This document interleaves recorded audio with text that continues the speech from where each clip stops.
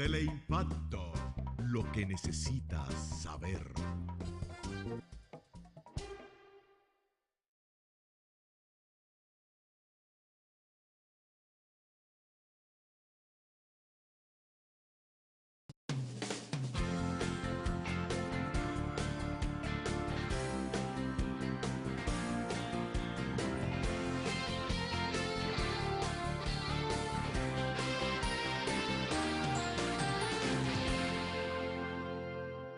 Ya estamos aquí con ustedes como cada día en este espacio por la mañana, siempre con nuestra compañera Lindsay Calzajara, quien en un momento se integra con nosotros. Bueno, y hay que lamentar esto que pasó anoche en la frontera entre Irak e Irán, un terremoto de 7.3 en la escala de Richter azotó esa zona anoche. Y contados, van más de 120 muertos, más los desaparecidos y la cantidad de heridos, los daños provocados. En esa zona son muy comunes este tipo de terremotos. Hay que recordar el que pasó. En esa zona siempre hemos tenido esos terremotos así tan fuertes en esa zona del planeta por ahí. Bueno, pues anoche fue un terremoto y eso que fue de 7.3, el de Haití fue de 7.6 y este fue de 7.3 y hizo bastante daño. La cantidad de muertos es lamentable. Bueno, y por otro lado, tenemos que los empresarios del transporte están presionando para que sea el gobierno quien disponga un aumento en los precios de los pasajes. Ya, pero los transportistas dicen que el gobierno los está dejando para que sean ellos quienes aumenten. Y en el gobierno parece que no hay la intención de anunciar propiamente el gobierno ese aumento de los pasajes. Y la semana pasada nosotros aquí recordábamos que desde el 2006 a los empleados públicos no se le hace un aumento salarial. Ahora ya van como 3 o 4 semanas consecutivas aumentando los precios de los combustibles. Aunque aquí el transporte se maneja con gas licuado de petróleo, el transporte se maneja generalmente con gas y el gas licuado de petróleo todavía es un combustible barato, pero todos los combustibles han estado subiendo en las últimas semanas. De hecho, este fin de semana volvieron a subir de manera astronómica y eso de algún modo presiona los precios de los pasajes porque le aumenta los costos a los transportistas. Buenos días, compañera Lindsay Calzajara. ¿Cómo estuvo este fin de semana? Bueno, mucho calor aquí en el estudio. Bastante, esto está fuerte. Saludos a los amigos y amigas televidentes. El calor no está fácil definitivamente, pero aquí estamos para empezar esta hora y media de programa desde las 8 y hasta las 9:30 de la mañana con un calor intenso. Tú hablas de transporte, aumento, y hoy venía yo escuchando a alguien hablar sobre el tema del presupuesto. El presupuesto de la nación para el próximo año 2018 y lo limitado del presupuesto, a los recursos que se le destinarán a las distintas áreas.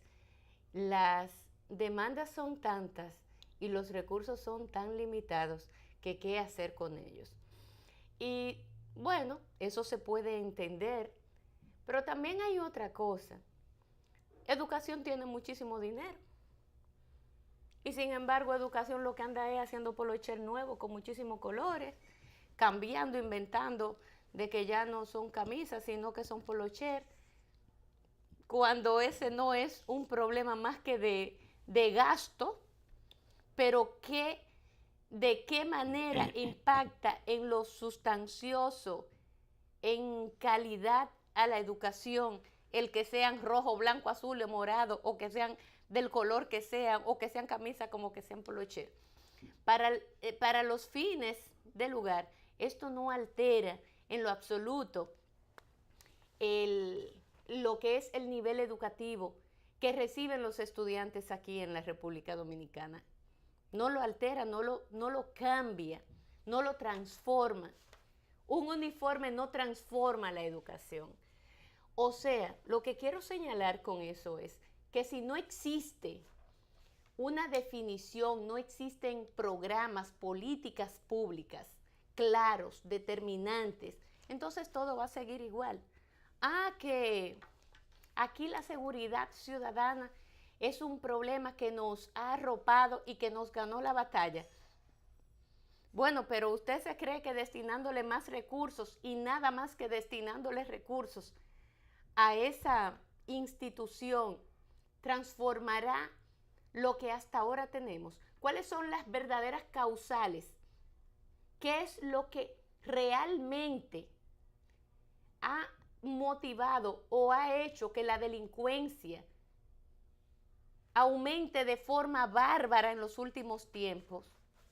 Pero no solamente la delincuencia, sino también todo lo que tiene que ver con la misma agresión de la propia sociedad, una sociedad altamente agresiva. ¿Qué es lo que...? Bueno, pero tú te crees que aumentando el presupuesto o una campañita que ha iniciado, que yo no la voy a criticar, una campaña para que no sigan matando mujeres. Sí, pero ¿qué es lo que provoca eso? ¿Qué es lo que provoca esas acciones de parte de la sociedad? ¿Por qué los hombres matan a sus mujeres? ¿Por qué las mujeres matan a sus parejas también? ¿Por qué el primo mata al otro primo? ¿O el hijo que mata a la madre? ¿Ustedes se creen que con un aumento de presupuesto o una simple campaña y ya? Pues yo te voy a decir y te voy a dar la mala noticia de que no. De que esto no va a frenar lo que hasta el momento tiene a la sociedad totalmente intranquila. Todo lo que tiene que ver con delincuencia. No es verdad que esas campañitas van a resolver la situación. Por eso es que hasta que no se tenga un plan donde se puedan ver todas las causales que provocan este mal en la sociedad, entonces vamos a seguir dando palos a ciegas con el tema de la delincuencia, con el tema de la educación, con todo, absolutamente con todo, con el tema del transporte, que ciertamente es un caos y todos los días será peor. Entonces, aquí se tiene un master plan para transformar todo lo que es el sistema de transporte. Aquí nosotros deberíamos de estar rumbo a la 4ª línea del metro, pero estamos todavía en la 2ª y no completa. Las calles en este país han vuelto un caos. Todo. Un caos. Un verdadero caos. Y si te vas, por ejemplo, al interior del país, tomas las vías, las avenidas, te vas a dar cuenta de que también están muy descuidadas las carreteras de nuestro país. El mantenimiento es importante. Y desde aquí yo hago un llamado para que las carreteras, las autopistas, tienen que dársele mantenimiento porque si no el costo va a ser mucho más alto. Entonces ese mantenimiento debe ser constante, permanentemente. Así que ese es otro de los puntos que también hay que llamar la atención y que mucho tienen que ver con el transporte aquí en nuestra República Dominicana, Alexander. Mira, yo he visto los distintos empresarios del transporte y ellos lo que sostienen es que el gobierno pretende que sean ellos que aumenten los pasajes y no disponerlo el gobierno, quizá por una razón política. A lo mejor el gobierno tiene su propio plan. Ahora, lo que sí yo entiendo es que ya la sociedad dominicana no aguanta más aumentos. No aumentos. Pero tampoco el gobierno puede volver a la mafia que significó en esta sociedad los subsidios esos que le daban a los transportistas, que no le llegaba a los choferes, a los reales choferes, no le llegaba. lo que le llegaba era una migaja. Y yo incluso tengo parientes que tienen negocio de eso del transporte. Entonces, el gobierno lo que debe de buscar la forma de que esta economía, esta precaria economía que tiene la gente, no sea maltratada aún más como ha sido en los últimos años. Y yo insisto, desde el 2006 aquí a los empleados públicos no se le hace un aumento. Y los empleados privados han estado simplemente con este arreglo por inflación que se hace cada año. Y no se hace un aumento real a los trabajadores de este país. Entonces, por un lado, los transportistas tienen la razón, y eso, que uno de los costos más caros, uno de los precios de carga más caros en América Latina es el de la República Dominicana. Y aquí ya el costo del transporte, la sociedad no lo aguanta por más tiempo. Entonces, el gobierno tiene que buscar la forma de no castigar más el presupuesto de las familias. O sea, aquí no se puede castigar más. Y hay una realidad, el petróleo ha venido subiendo en las últimas semanas. El petróleo ha venido con una tendencia alcista. Eso es lógico y es cierto. Pero es un aspecto coyuntural que no se va a mantener en el tiempo, porque no hay factores, lo que están incidiendo para que el petróleo suba en el mercado mundial son factores políticos, que es la tensión que hay entre Arabia Saudita, Yemen y en esa zona por ahí. Son factores políticos, no económicos. Y por lo tanto, cuando esos factores políticos se superen, los precios volverán a sus niveles reales de economía. Ahora, aquí en la República Dominicana, el gobierno tiene que buscarle una solución a eso. Tiene que buscarle una solución que no signifique las mafias esas que hubo en el transporte hace unos meses atrás, pero tampoco castigar más el presupuesto de la familia, aumentar más los precios de los pasajes. Aquí, para usted montarse de una esquina a otra son 25 pesos. Un taxista para montarlo en una ruta corta le cobra 150 pesos. No se puede castigar más el bolsillo de las familias dominicanas. Pero el gobierno tampoco puede volver a la mafia esa del transporte que le daba millones y millones de combustible a los empresarios del transporte. Y eso nunca se reflejó en los precios de los pasajes a favor de la sociedad. Y son de las cosas que uno tiene que estar abordando todos los días en esta economía precaria en que estamos viviendo. Pero si te das cuenta, los precios de los combustibles versus el precio del barril de petróleo distan mucho. Y una de las grandes quejas que nosotros, los usuarios, los que consumimos los galones y galones de gasolinas que tenemos que comprar para abastecer nuestros vehículos, para nosotros poder movernos, todo lo que somos clase media y que tenemos un vehículo de la marca que sea, tenemos que comprar una gasolina excesivamente cara aquí en la República Dominicana. Esa es la verdad. Se dice lo que se está haciendo por ahí, por los corrillos de los pasillos y todo, pero nadie lo explica. La gente no sabe cuántos de esos dineros se van a otra cosa que nada tiene que ver con el real precio de la gasolina, del galón de gasolina. Y ahora esos supuestos 40 pesos le han subido unos tantos más que tampoco nos han explicado a nosotros, los ciudadanos comunes, para qué son. Aquí un galón de gasolina cuesta 200 y pico de pesos.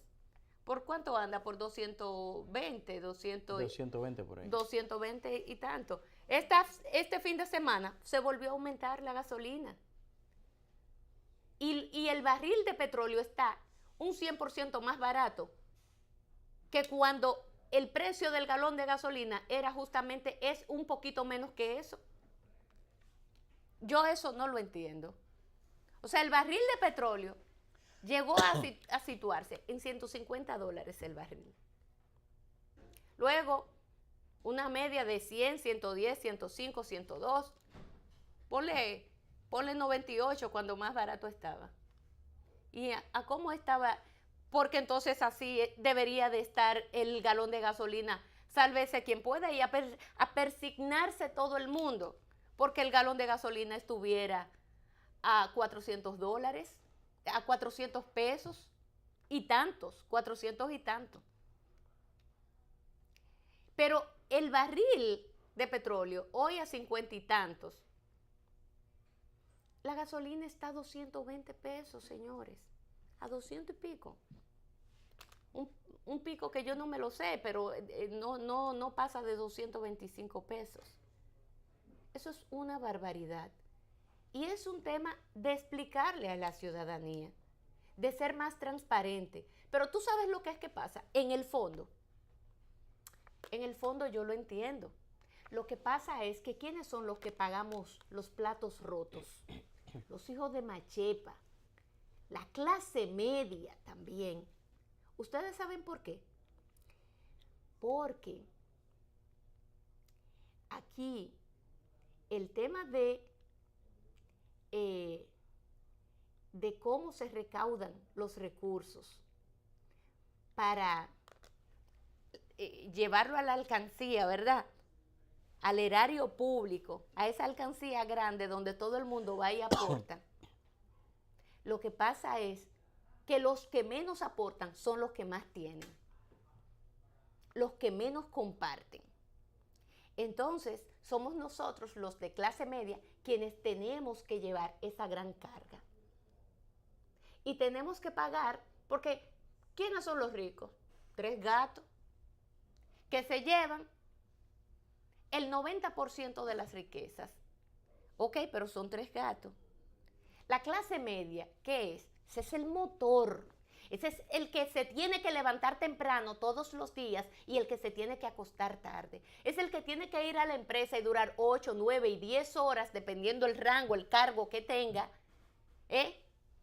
usando y dando de sí lo mejor en cuanto a conocimiento, esfuerzo, tiempo, etcétera. Para que esos pocos ganen mucho, se lo lleven todo al bolsillo y usted con ese salario, con ese sueldito, le pague a esos ricos que todo esté perfectamente bien. Desde el tema de la deuda externa, desde el tema de todo lo que tiene que ver con ese mal pacto eléctrico que anda por ahí todavía, con que no se haga aquí ninguna transformación en lo que es la estructura impositiva de la República Dominicana, la gente que paga impuestos, cómo lo paga y cuándo lo paga, unos impuestos totalmente regresivos, donde los que cargan con el dado fuerte somos nosotros los de clase media.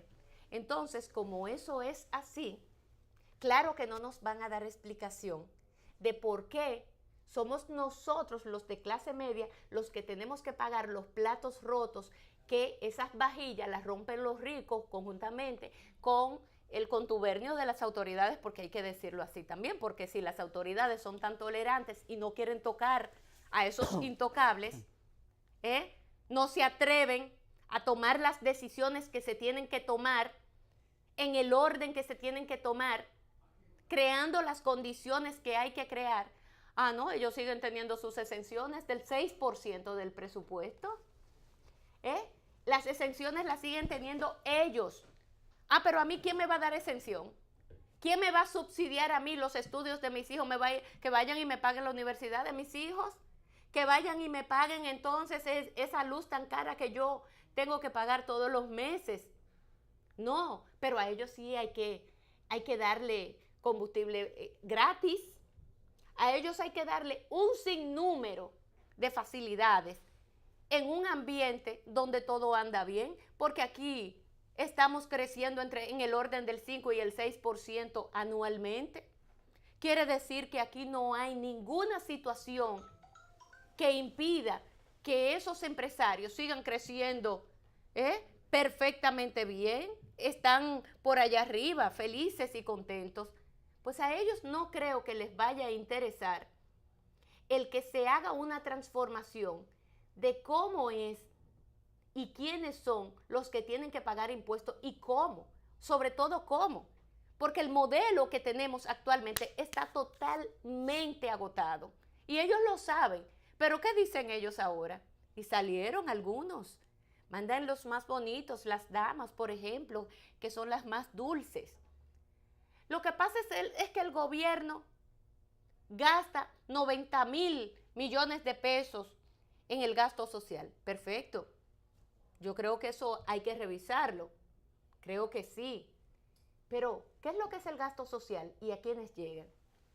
¿Cuáles de esas políticas públicas? Quizás lo que hay es que transformar y ver cómo esas políticas públicas, las políticas sociales, que son las que gastan esos recursos, cómo se distribuyen, para qué y para quiénes y cuáles son los programas que se desarrollan, qué impacto a la larga tiene esto. Ahora, díganme ustedes, está bien, 90,000 millones, ¿cuánto es eso? ¿Qué representa eso de lo que es el PIB? Un 1%. Y ustedes, caballeros, señores empresarios, y el 6%, entonces vamos a negociar, vengan, díganme, el 6% que nosotros le estamos dando a ustedes, ¿qué vamos a hacer con ese 6%? Eso es un 1%, un 1.5, ponle tú. Y ellos que reciben un 6%, así por su linda cara. Porque aquí no estamos en ninguna situación, ninguna crisis. La crisis era en el 2008 y el gobierno cuando tuvo que ser responsable ahí. Ahora, el gobierno tiene que ser responsable ahora y ponerse bien los pantalones y amarrarse bien esa correa y quitar esas exenciones, sentarse con esos multimillonarios, con esos mega ricos y decirle, no, mire, nosotros no podemos seguirle dando a ustedes todos estos grandes beneficios en detrimento de la mayoría, del 99% de la población, a ustedes que representan el 1%. Nosotros no podemos seguir en eso, quitándole a los que menos tienen, nosotros, los de clase media, quitando de nuestro esfuerzo para dárselo a esos megamillonarios. Señores, pero eso es lo que se llama una desigualdad, una injusticia irresponsable. No hay otra palabra que yo pueda ponérsela ahí y adornarle las cosas. No. Entonces, por eso es que yo digo que no es cuestión de pacto fiscal, que no me vengan con el cuentecito, porque siempre los empresarios han dicho lo mismo. Yo no estoy con esto queriendo decir que el gobierno está gastando eficientemente los 90,000 millones que gasta en gastos de planes sociales. Puede ser que pueda mejorar enormemente esos 90,000. Ahora bien, no es que deje de gastar los 90,000. Quizás no son 90,000 millones que haya que gastar en las políticas sociales. Quizás sean 150,000. Quizás sean más, porque aquí hay más de un 40% de la población que vive en estado de pobreza, y eso vaya para los ricos. Aquí hay más de un 40% de la población que vive en estado de pobreza. Entonces, ¿qué quiere decir esto? Que ese 40% de la población, para poder sacarla de su estado de pobreza, hay que trabajar con ellos, hay que aplicar una serie de políticas públicas, políticas sociales que vayan a impactar a ese gran porcentaje de la población que no puede quedarse ausente el Estado, ajeno a lo que está pasando con toda esa gente. A esa gente hay que llevarla a un mejor estado de vida, un mejor estado de bienestar. ¿Cómo? Ofreciéndole educación de calidad, ofreciéndole transporte adecuado, ofreciéndole facilidad para vivienda, ofreciéndole empleo, todas esas cosas. Para eso debe servir el crecimiento. Es que, claro, pero para eso es que los gobiernos se ponen ahí. No es para caerle bien a un grupo de empresarios ni nombrarlo en una tal comisión donde esté todo el CONEP. No es para eso que se ponen los gobiernos. Es para que gobiernen, es para que dirijan el Estado, impactando de manera positiva y haciendo políticas públicas que impacten de manera positiva a todos, dijeron a todas, no nada más al 1% de la población, que por cierto lo tiene todo. Tiene todas las facilidades y lo tiene todo. Entonces, por encima de tener todas las riquezas del mundo, también hay que subvencionarlo en cuantas cosas ustedes se puedan imaginar. Ah, no, pero así no. Claro que vamos a seguir siendo un país de tercer nivel, de tercer mundo. Vamos a seguir siendo un país donde el 40% de la población siga viviendo en estado de pobreza. Vamos a seguir siendo un país donde la delincuencia nos ha arropado a todos. A pesar de que el pueblo, la gente de manera individual, no es verdad que puede combatir la delincuencia, porque ¿y cómo? Esas son políticas que tienen que emanar desde el Estado. Entonces, mientras esas cosas sigan ocurriendo, nosotros vamos a seguir viviendo como hasta ahora. Se le dan unas migajas por aquí, unas migajitas por allá, se les reparten unas cuantas funditas. No, no. Entonces, los empresarios, si quieren hablar bonito, no es cómo está gastando, no solamente es cuánto está gastando República Dominicana en el gasto social. 90,000 millones. Sí. ¿Cómo lo está gastando? Dígame y explíquemelo usted. Ahí falta mucho más. No deberían de ser 1.2 millones de gente, o 1.3 o 900,000 los que se beneficien. No, tienen que ser 4 millones. Porque estamos hablando de que aquí hay una supuesta población de 10 millones de personas. Seremos un tanto más, porque ese censo se hizo hace 10 años. Pero digamos que 10, de esos 10, hay 4 que viven en estado de pobreza. Y esos 90,000 millones, ¿a cuánto están impactando? Y de manera muy limitada, ¿eh? ¿A cuánto es que están impactando? No llega al millón. Quizá, ponle mucho, 1.2 millones de dominicanos. Pues falta muchísimo. Entonces, no debe de ser 90,000 millones el gasto social, deberían ser 200,000 millones, los 238,000 millones de las exenciones que se le dan a los empresarios, deberían de crearse muchísimas políticas sociales para que impacten a los pobres de este país. Y para darnos un respiro más, un poquito de respiro a la clase media, que no nos alcanza el salario para pagar los gastos básicos de nuestras casas, los servicios básicos de nuestras casas, entiéndase luz, teléfono, agua, la comida, los colegios de los muchachos, la universidad de los muchachos, la gasolina para movernos. Entonces siempre la clase media anda con la tarjeta hasta aquí. Que el salario 13 lo tiene que dejar ahí mismo en el banco. Así es como está viviendo la clase media, en este país. Entonces, ¿de qué es que me están hablando? Ya la tienen casi en estado agónico a la clase media. Va a llegar un momento en que va a explotar. Va a explotar. La gente vive también en un estado de molestia, de preocupación, de angustia, porque no recibe, por más que trabaja, no tiene ni siquiera para irse a tomar una cervecita que tanto le gusta a los dominicanos un domingo, no les sobra el dinero. Así es como estamos viviendo actualmente. ¿Por qué? Porque entonces el gobierno le tiene las exenciones muy fresquecitas a los ricos de aquí. Entonces los ricos ahora se despachan, sí, pacto fiscal. Un momentito ahí, ningún pacto fiscal. El gobierno que se empantalones, diseñe lo que tenga que diseñar en una nueva estructura de recaudación de los impuestos en este país y le diga, mire, este es el plan. Y vamos a imponerlo porque eso es lo que son impuestos. Se imponen y punto. Y que sean lo más justo posible. No es que vayan en detrimento o que vayan a acabar con los ricos, no. Simple y llanamente, el pastel debe de partirse de manera más justa, de modo que todos comamos del bendito pastel. porque ahora se lo están comiendo el 1% de la población, esa es la verdad. Y el gobierno está dejando que ese 1% sea que se come ese pastel.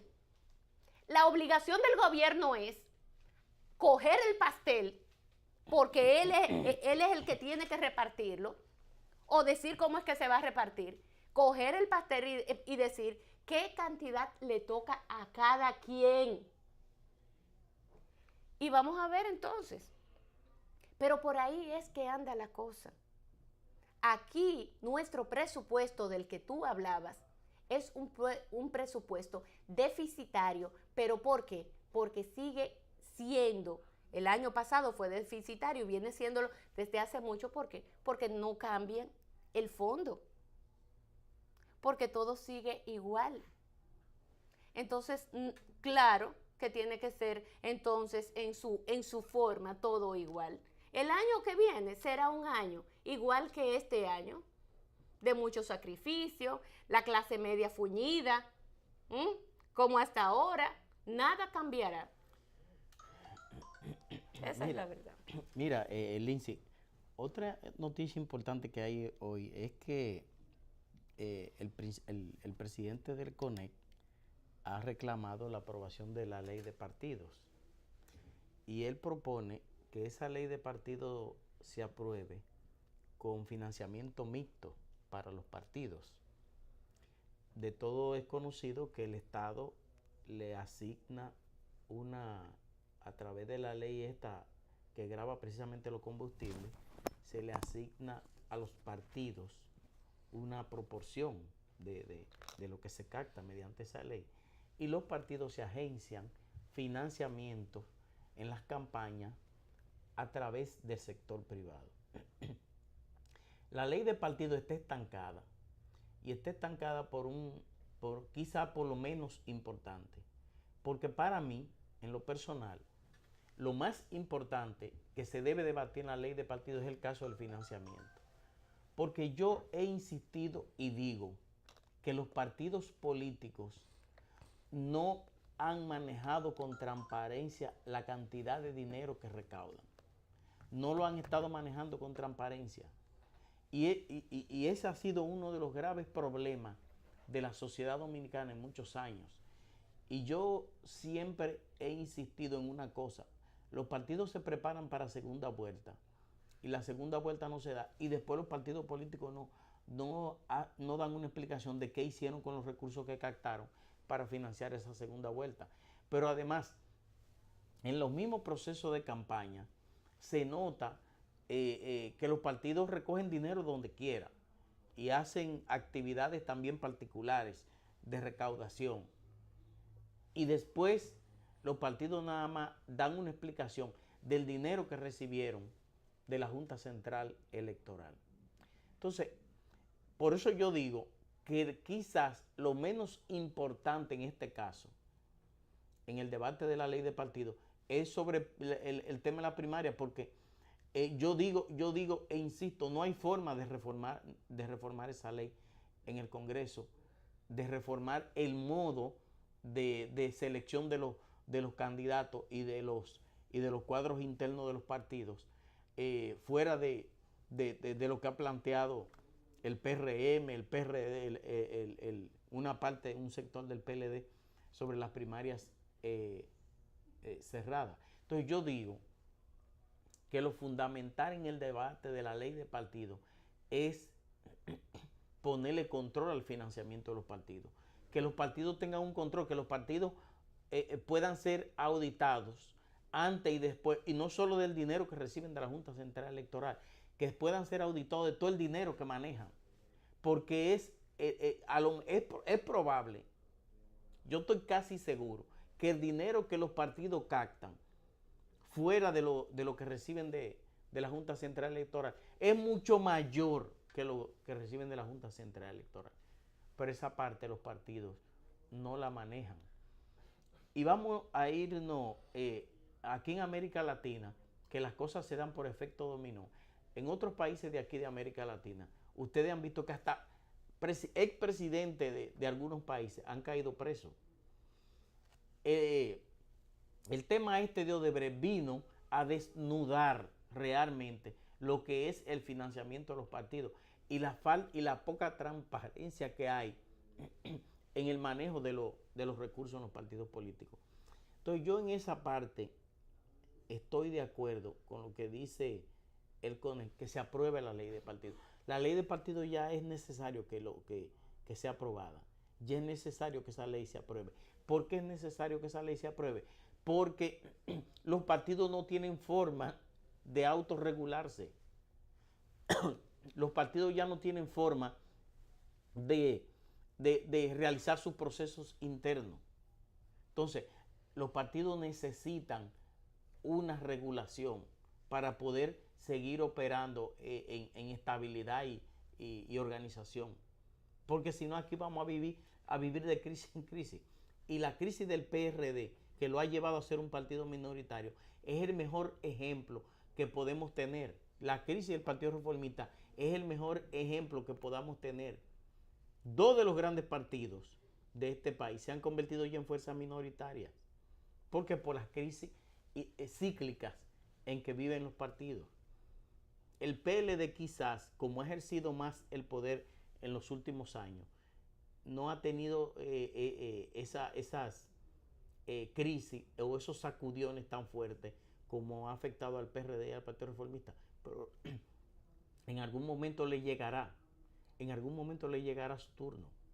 Entonces hay que ir organizando el sistema de partidos para que esas organizaciones puedan actuar dentro de la ley, dentro de la transparencia, con organización y como entidades productivas para la sociedad.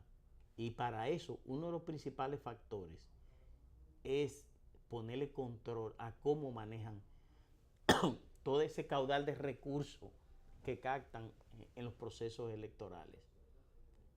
Aquí en América Latina ha quedado demostrado que los partidos reciben dinero de todo el mundo, le cogen cuarto a todo el mundo. Aquí en la República Dominicana eso no ha trascendido tanto, pero en América Latina todo se da por efecto dominó. Y ya hay incluso expresidentes de algunos países que han sido acusados directamente de manejar dinero hasta de los grupos mafiosos en las campañas. Por eso yo pienso que es necesario aprobar la ley de partido. Pero el PLD, que tiene la llave en sus manos, tiene que darle salida a ese tema de la ley el aspecto de las primarias, porque no creo que el PLD tenga capacidad.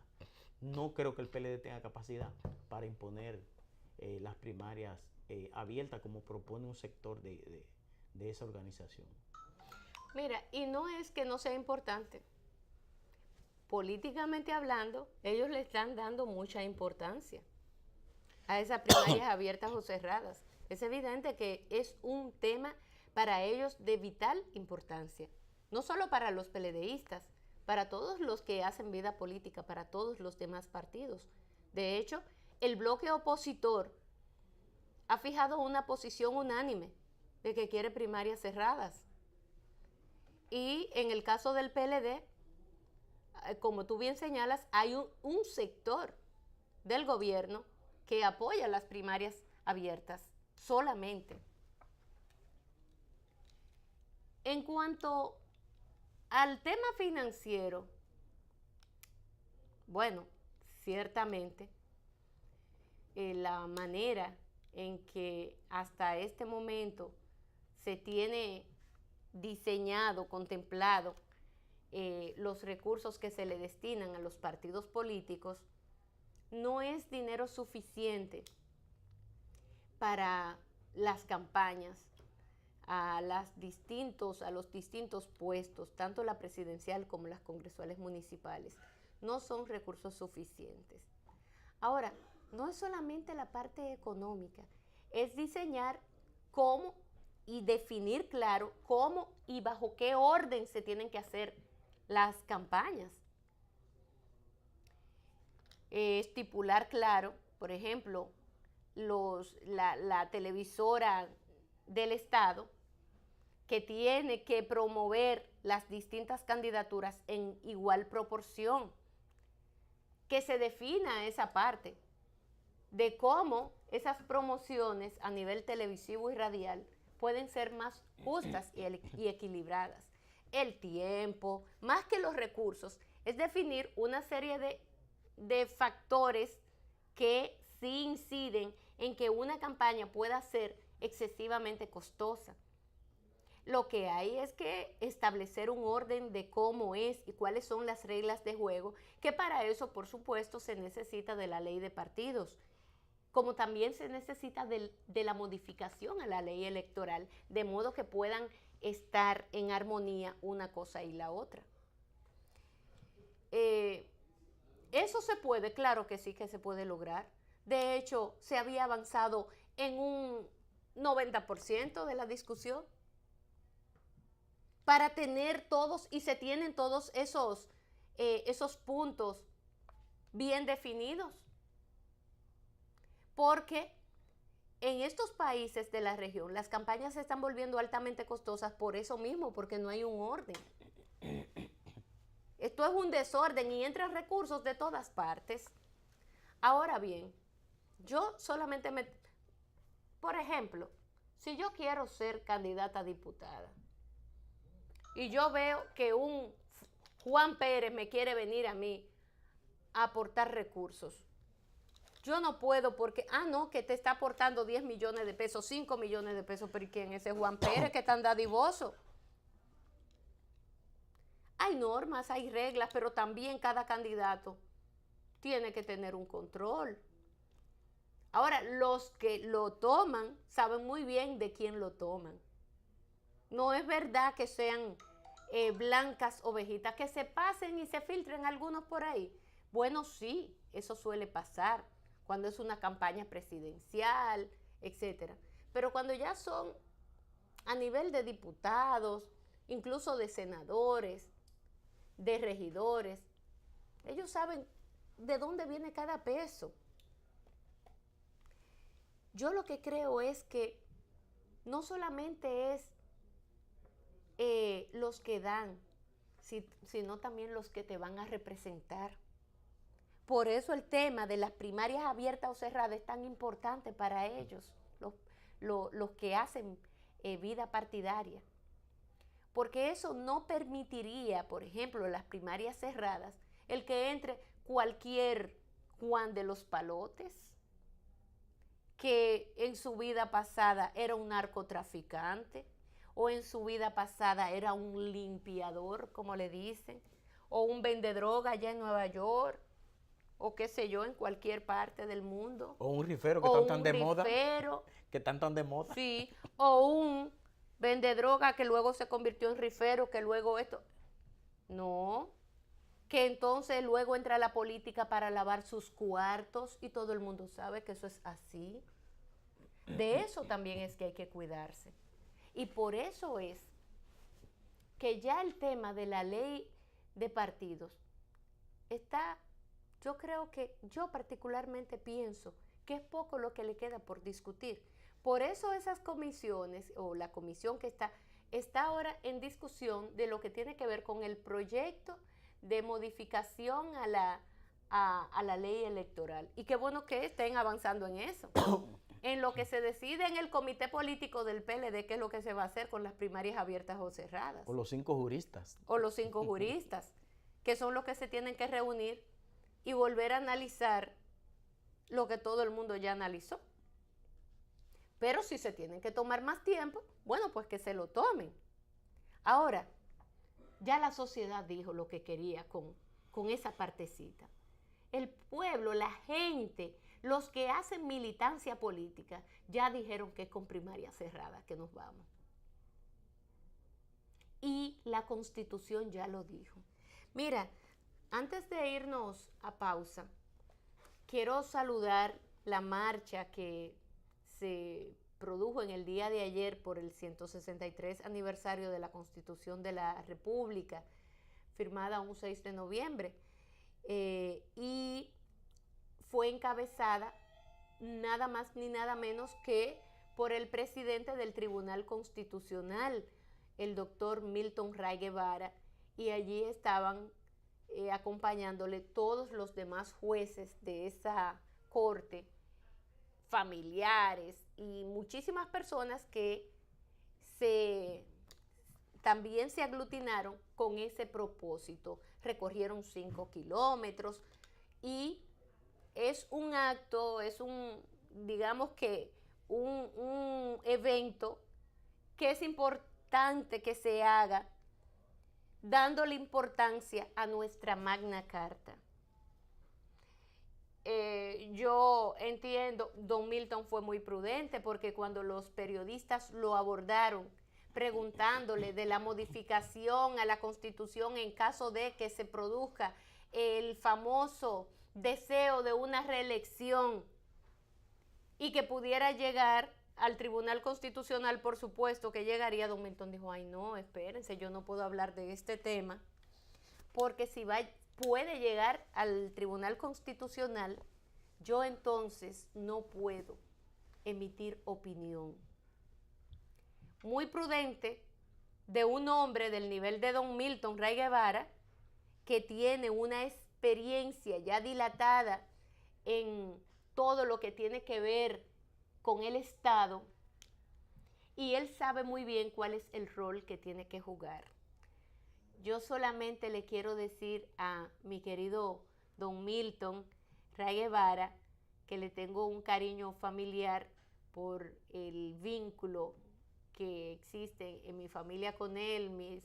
Tanto su hijo Milton como mi hermano Hiroshi estudiaron juntos, imagínense, son loyolistas y fueron muchas los fines de semana juntos, en fin, son mejores amigos Milton y Hiro.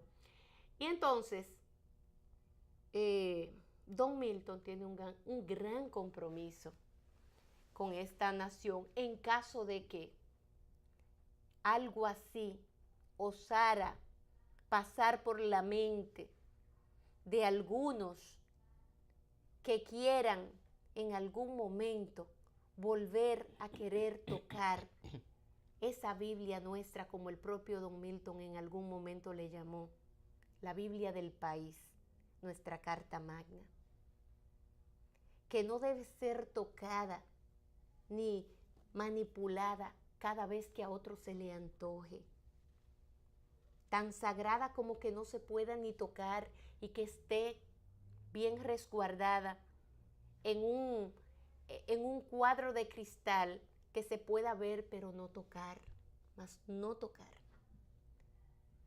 Y yo particularmente celebro, saludo esa iniciativa que ya se viene haciendo durante algunos años como propósito de llamar la atención de la sociedad, y ellos como representantes máximos del Poder Judicial también les compete, es su compromiso también hacer que la sociedad valore nuestra Magna Carta, como es nuestra Constitución, que es ese libro que nos rige a todos como sociedad, con un orden, de manera tal que podamos vivir respetando y haciendo respetar todos esos valores de que está preñada esa Constitución, que nos hace ser entes sociales con normas claras y definidas a través de ella, Alexander. Vámonos a la pausa. Bueno, pues si usted no tiene nada que decir sobre esa marcha, yo pensaba que usted hasta había ido allá. No, ya, es que con lo que tú dijiste ya.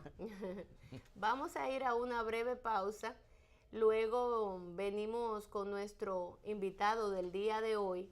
Vamos a hablar del tema del transporte, vamos a seguir hablando sobre el mismo y las advertencias que hacen algunos representantes de ese sector de que van a tener que aumentar el pasaje porque está aumentando los precios de los combustibles. Así que nos vamos a la pausa y retornamos.